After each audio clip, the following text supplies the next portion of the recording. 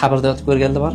Ko'kchada tayyor qabr bor, yotib ko'rishga. Shuna kirib yotasiz, qop qorong'u zulmat. Shunaqa qorong'ulikki, unaqa qorong'ulikni men umrimda ko'rmaganman hech qayerda. Shu yotasizda o'ylaysiz va shunaqa yig'laysizki, o'z-o'zidan yig'i keladi. Orqangizga qaraysiz-ku, shu paytgacha qilgan faqat gunohlaringiz ko'rinadi. Birorta savobingizni eslamaysiz. Tepadagi odamlarning ovozi tiniq eshitiladi. Keyin o'ylaganman rostdan. Eshitgan bo'lsangiz, kimdir agar vafot etsa qabrga ko'madi, ko'mgandan keyin tepadagilarning ovozini eshitib turadi deydi-ku. Mana shu joyda yotganman, ko'p narsalarni o'ylaganman. Shu chiqqanman qabrdan, yig'laganman. 15 minut yotganman, ko'p emas.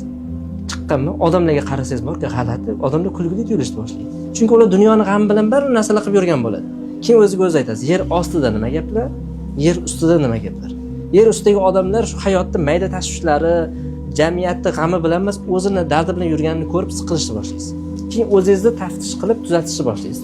Xuddi mana shu narsa odamlarni kuzatish orqali juda katta ilm hosil bo'lishiga dalolat bo'ladi.